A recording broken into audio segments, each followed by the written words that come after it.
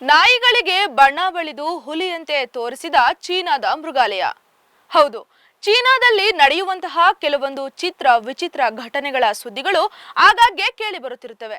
ಇದೀಗ ಮತ್ತೊಂದು ಅಂತಹದ್ದೇ ಘಟನೆ ನಡೆದಿದ್ದು, ಚೀನಾದ ಮೃಗಾಲಯವೊಂದರಲ್ಲಿ ಬಣ್ಣ ಬಳಿದ ನಾಯಿಗಳನ್ನೇ ಹುಲಿ ಎಂದು ಹೇಳಿ ಪ್ರವಾಸಿಗರಿಗೆ ಟೋಪಿ ಹಾಕಿದೆ.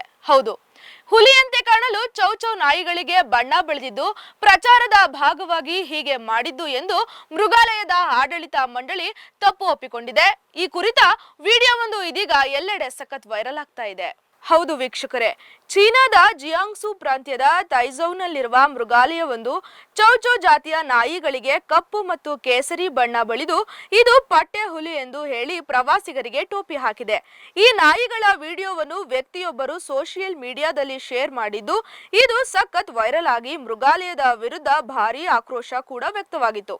ಇದಾದ ಬಳಿಕ ಮೃಗಾಲಯದ ಸ್ಥಳೀಯ ಮಾಧ್ಯಮಗಳ ಬಳಿ ತಪ್ಪೊಪ್ಪಿಕೊಂಡಿದ್ದು, ವಿಚಾರ ಗಿಮಿಕ್ ಸಲುವಾಗಿ ಚೌಚೌ ನಾಯಿಗಳಿಗೆ ಬಣ್ಣ ಬಳಿದಿದ್ದೇವೆ, ಇದರಿಂದ ನಾಯಿಗಳ ಆರೋಗ್ಯಕ್ಕೆ ಯಾವುದೇ ಅಪಾಯವಾಗಿಲ್ಲ ಮತ್ತು ಅವುಗಳಿಗೆ ಹಾನಿಯಾಗಿಲ್ಲ ಎಂದು ಹೇಳಿದೆ. ಇದೀಗ ಈ ವಿಷಯ ಎಲ್ಲೆಡೆ ಚರ್ಚೆಯಾಗ್ತಾ ಇದೆ.